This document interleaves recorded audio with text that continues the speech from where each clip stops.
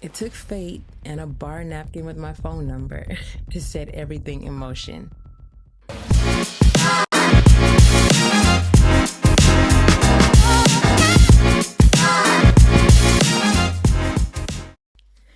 Freedom came in the form of a one-way ticket, my own declaration of life, liberty, and the pursuit of happiness. As a first-generation Nigerian American, I stood tall at 5'9", propped up by a mountain of student loans and a pocket full of fantasies. I had a legacy to honor. My parents had sacrificed so much to build a better life for us here. With dual master's degrees between them both, the bar was set high. But to their surprise, the doctor in the family wouldn't be me. Days of forcing my eyelids open through gene mapping lectures, dressing how they wanted, and foregoing innocent mischief with my peers had me ready to swap places with the stranger who was taking over my life. I'm taking a break from school and moving to New York to pursue a modeling career. I'm sure my dad's idea of a peaceful dinner that night wasn't this. His Ford paused mid-air, hesitant to make a landing, as he processed what he had just heard. My mother's head swung from left to right, sucking her teeth in before launching into a lecture I didn't stick around to hear. 2 large suitcases and a Hello Kitty duffel bag hinted that I had places to be. I didn't have any concrete plans, but I'd rather be homeless in New York than wake up to another day of a pillow still damp from the tears of a life I'd been trying to fit into. This mantra might have been taken a little too seriously, but it kept me going. For the first 2 months, I crashed on a sofa bed in East Harlem with a childhood friend and her roommates. Then there was a room available in Clinton Hill, which gave me the space to leave the bed unmade and come home whenever I wanted. Brooklyn was nothing like Manhattan, but it was home. The city's rhythm matched mine, fresh, unpredictable, and bursting with potential. Adapting happened almost overnight. My pace had doubled, my speech as well. The first few months, I carried around a subway map like it was a form of ID. But soon after that, I was given directions. I had everyone convinced I belonged here. Even the natives tried to guess in which borough I was from. Houston? I made a Rolodex of friends rather quickly, and it seemed like everyone could smell the fresh meat in the city. My modeling career lasted all of 5 minutes, but the card I was dealt had showed me more ups than downs. Late nights and early mornings were a recurring thing. But it was a price I was willing to pay to avoid going back to the simple life.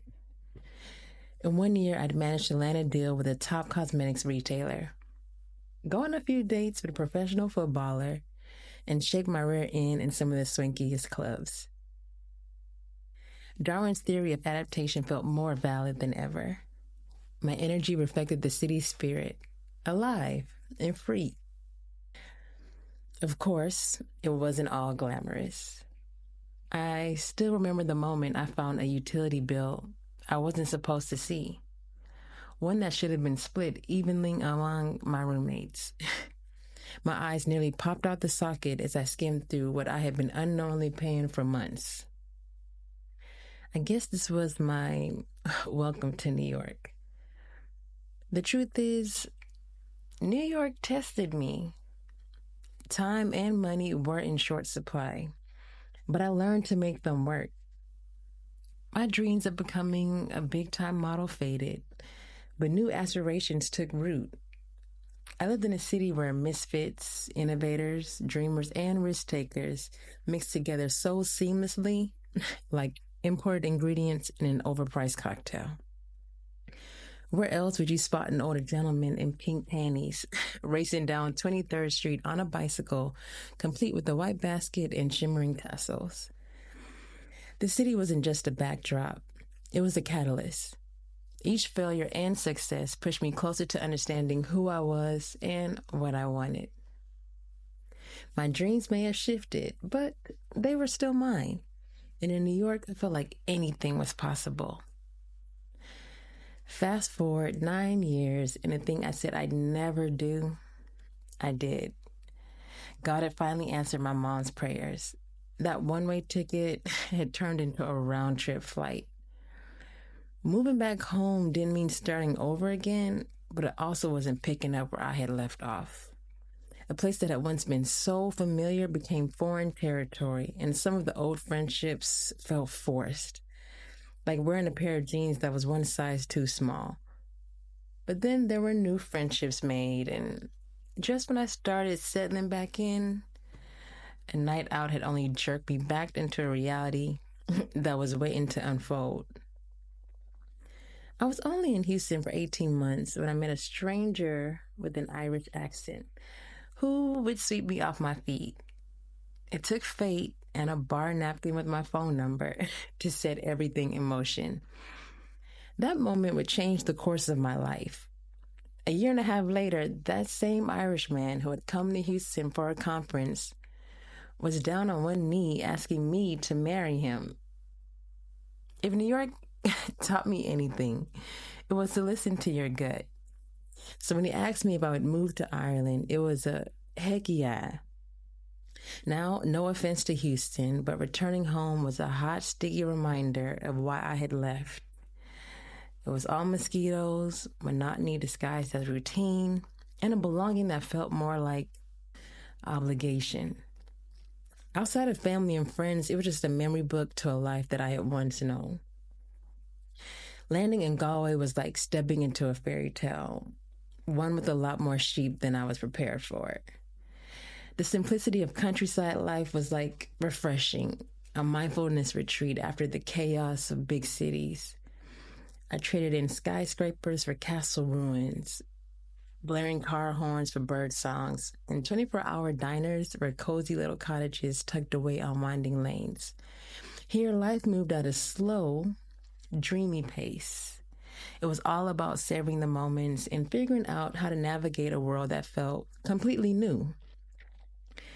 But even with all its allure of a quieter life, I'd be lying if I said everything went to plan. My journey to Galway took off like a rocket. A week before our wedding, I found out I was pregnant. And no, it wasn't a shotgun wedding. We had already planned a small ceremony with my husband's family.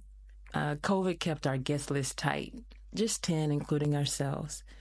However, we managed to have 11, keeping our +1 a secret between us. Well, all the pieces of my life were starting to come together. Our happily ever after was starting to fade. Our baby was dying. One moment we were building our future, and the next we were burying our son. The excitement of a new beginning was suddenly masked by fear, wedging us into a place we never saw coming. Strangers have become some of our greatest allies and hold our hands for as long as we needed. And yet, life kept moving. Adjusting to a new culture wasn't hard for me, but it also wasn't as simple as switching to a new face cream. The results would take time. Many sleepless nights I wondered if I would ever fit in here, being a Black woman in a predominantly white environment. Would I miss the hustle and bustle and conveniences of things I once knew?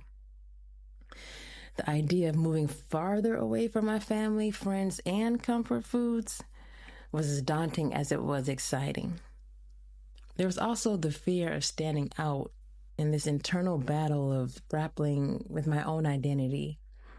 In a place where everyone seemed to know everyone, would I ever truly feel at home? Or would I always be the Yank, trying to carve out a space that felt like mine? Even with those worries, there was a glimmer of hope, like spotting a rainbow breaking through Galway's ever-present clouds. This was a chance to slow down, reconnect with myself and my family in a way that big city life rarely allowed. I imagined my children growing up with the freedom of wide open fields and fresh air, learning how to embrace a culture so different from my own. I hope for new friendships, for moments of discovery, and for memories that I'd one day laugh about. Because sometimes you have to give a stranger your number on a bar napkin, trusting that there's a good story waiting at the end of the journey.